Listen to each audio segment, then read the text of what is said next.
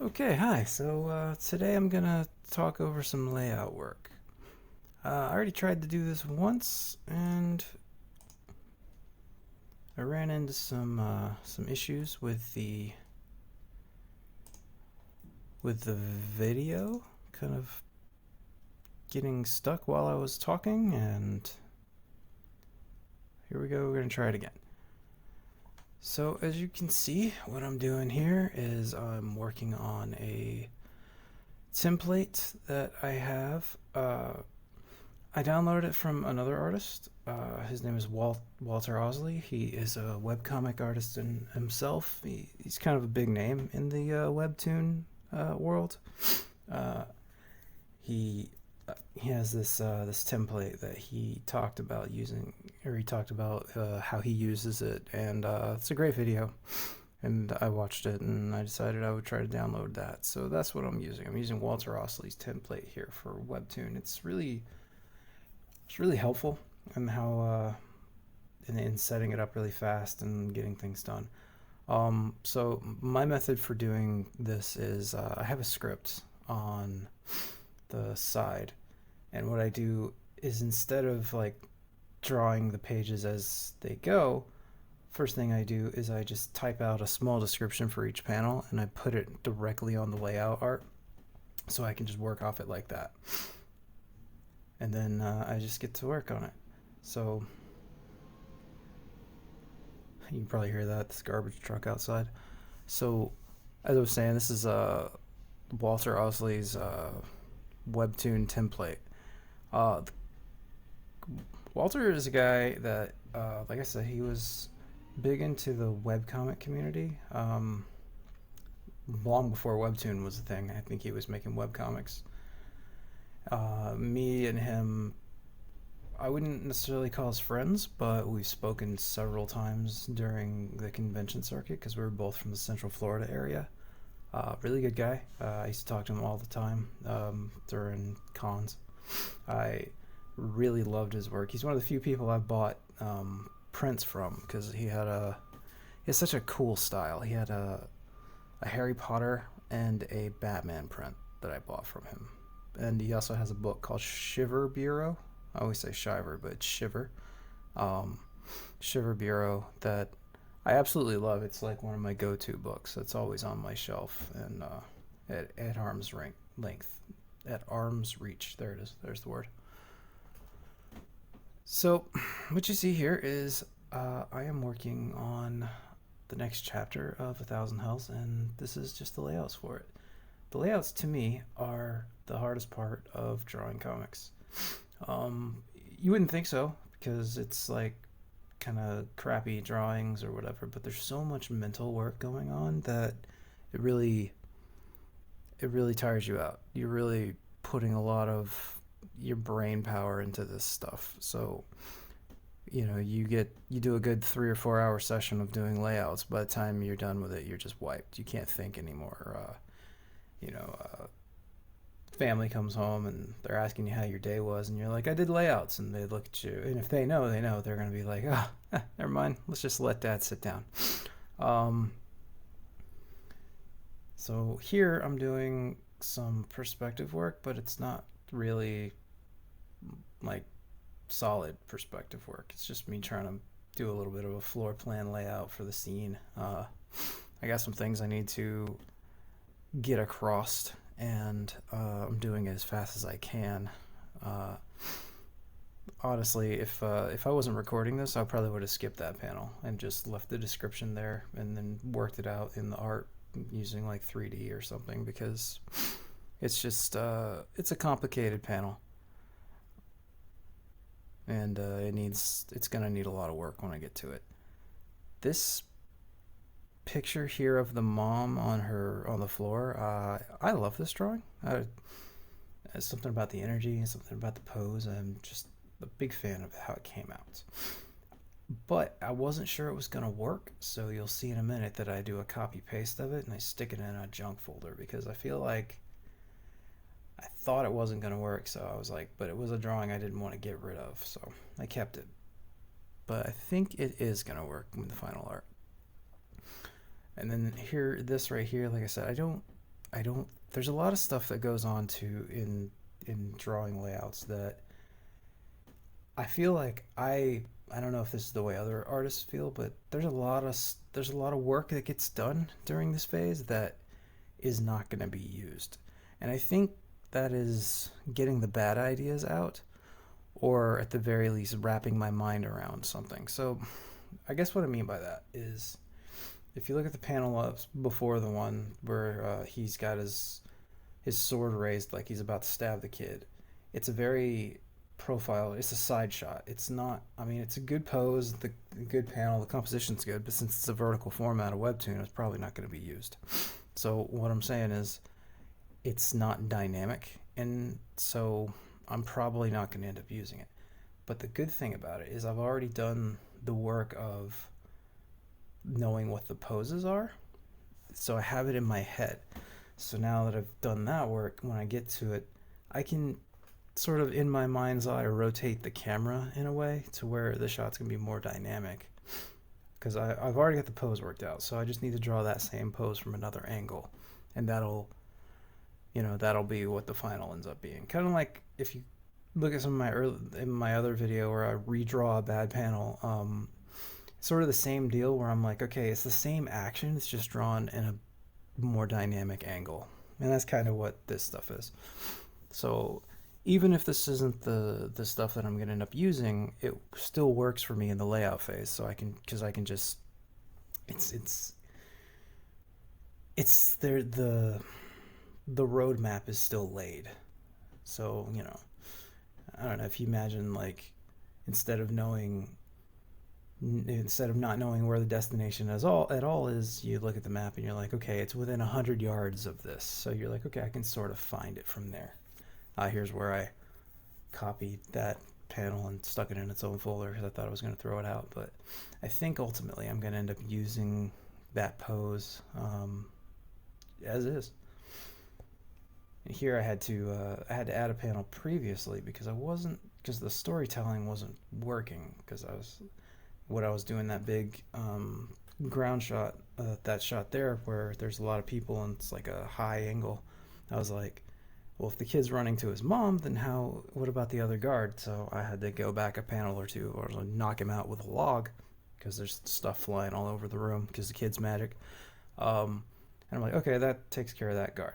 And these are the kind of logistical things you have to think about while you're drawing this stuff. And it's very easy to lose track of something, and you get a couple chapters ahead and you're like, for a very real example here is the in the script, it says that curtains catch on fire. And every time I've drawn this room, I've not drawn any curtains whatsoever. So I have to either a couple of things. I either have to now all of a sudden draw curtains where there weren't any, which is doable. It's not like I'm gonna get too much flack about the continuity error there. Or I just decide other things are going to catch on fire and spread the house on fire, not the curtains, which is what I ended up doing when the guy up at the previous panel falls through the shelf and he knocks over like wicker baskets and blankets and things that I have established that are up there. And I think for the purposes of what I'm doing, that'll help with the believability of the house catching on fire. So something I do a lot is I go to another part of the page, and I very specifically, like, I drew that pose and I was like, ooh, that looks a little too much like a swastika. And so I changed it. I was like, I don't want that. The silhouette just did not work for me. So then I changed the angle around. So as I was saying, I go off to another part of the page and just sketch it out, and then move it over, and it somehow, for some reason, being on another part of the thing of the page, like a let's say a designated sketching area, really helps me get an idea out in a way that being in the panel border makes me feel constricted. So, like, for example, when I'm drawing on an actual comic page, like a left to right, like a 6x10 comic page, like the actual traditional thing, like I have to draw outside of panels, like random sketch kind of stuff, and then to get the ideas out, and then I like this right here. I take it, I draw it outside of a panel, and then after that, I just gotta put a box around it to help it. Because if I draw the box first, I have a real hard time visualizing things. It's a very weird, interesting little struggle that I deal with when I draw comics. So here, this bit here, I'm trying to do like a quick succession, or even like a montage, or a bunch of quick edits of this character, the dad, just beating the crap out of this guard, like almost in a rabid kind of animalistic state. And I was trying to figure out how to do it where it looked like he's um, just multiple hits, just like 20, 30, 40 whacks. Just this idea that for like 30 seconds straight he's just pummeling this guy. And yeah, I did a little. It was a little struggling to figure this bit out. The timing for the sequence was a little hard to figure out. The timing was a little off. Probably can't tell, considering this thing is sped up to God knows how much faster. This whole thing total is roughly 6 to 7 hours of work, condensed down to something like 20 minutes, 30 minutes maybe. I think this video is 20 minutes long. Yeah, roughly 20 minutes long. And that's from start to finish, like typing out all the stuff and then going there. I've never seen anyone do layouts like this where they type the panels on the page and then draw it like that. I find that doing layouts for Webtoon is a lot faster for me. Anyone who's worked with me before has heard me lament how much I struggle with doing layouts on the traditional page. Something about it just, like, it can sometimes take me let's say, I don't know, twice as long as the average artist to lay out a page. And that was real hard when I was doing a day job, because I'd have maybe 4 hours or 5 hours before I had to be at work some morning, and I'd do a layout, and it would be one of these things where you spent your whole day just doing layout work. And sorry, I thought the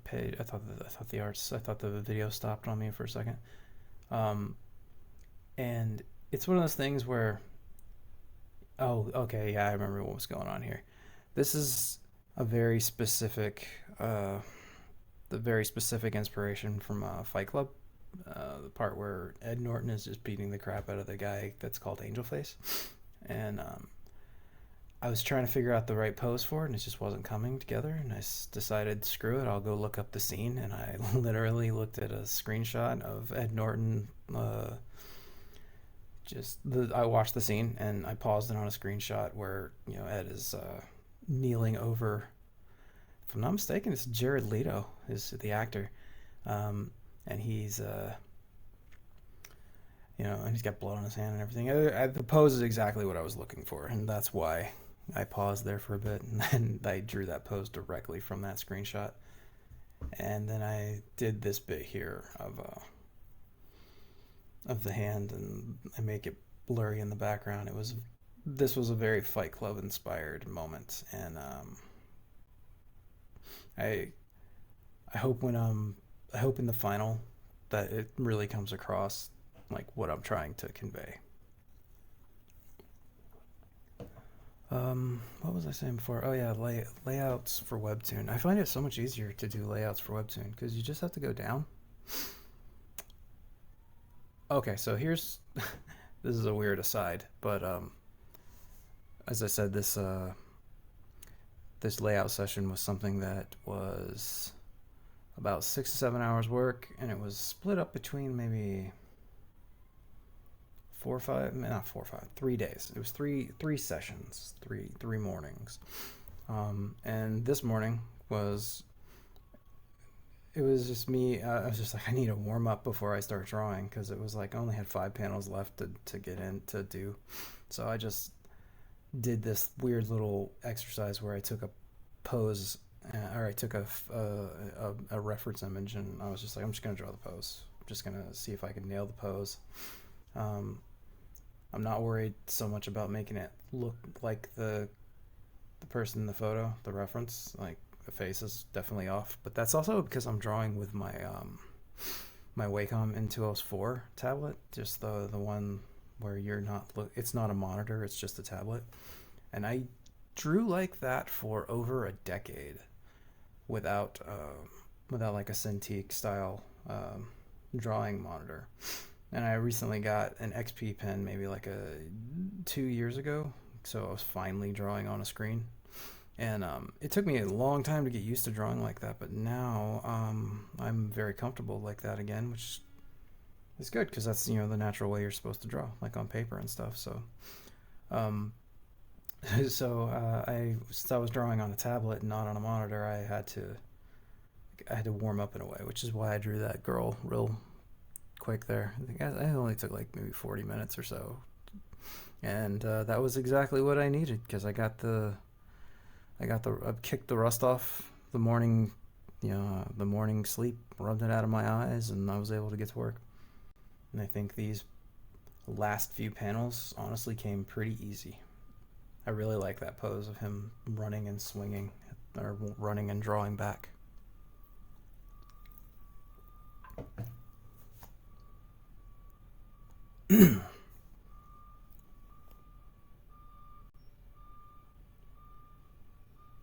Sorry if you can hear the trucks outside. Uh, so running, swinging, drawing back, and then I had to change the time, the sequence from there. And I didn't need to draw this guy's face, but I was like, I just want to convey the emotion in case it takes me a while to actually get to the final art. And I'd still be able to find it, but I just needed to. Sometimes I just need to see it.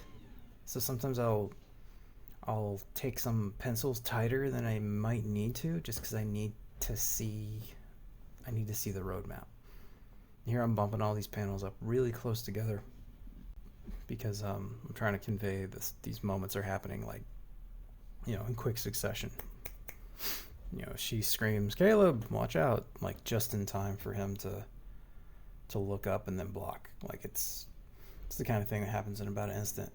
At this moment, with this pose, I literally got up and like I have like a like a level, like so I swung it as hard as I could into this pillow, just to try to get a feel for the sort of drawing back thing, and it still didn't work. And so then eventually you'll see that I do I do a little method, an animation method where I take a pose and then I try to draw what I think the next keyframe, I guess, would be. So in a minute you're gonna see. Yeah, I went and I found like some Dark Souls or some Elden Ring imagery, and I'm like, okay, this frame here is good. And I traced it out, and then I just like went looking for the second pose or the next pose because I really wanted to get to convey the weight. This idea that this guy was like throwing everything he had into this swing, and it's a sort of that's a real hard downswing, like overhead chop kind of thing. So because the previous swing was this like insane drawback before a swing, so I really wanted to get that through. Success varies, but as you say, sometimes you gotta stop and go look for the reference that you need. But I ultimately am pretty happy with how this pose came out. It'll probably end up getting reworked a bit because I really want to convey energy, and I want to convey this feeling that the main character is on the back foot. I'm not sure why I stopped at that point. I had to go get up and do something, feed a cat or something like that. But yep, here we go, back to it. And then I think I only got one more panel left, and this one was surprisingly easy. It surprisingly came out just fine, which is unusual for a panel like this with multiple figures and a little bit of perspective and things like this. But I think this one, I think the pose and everything just works fine. So, I struggle a little bit with the mom and the kid in the background, but then I go over here off on the side and I figure it out on its own, and it just came out really good. I don't know if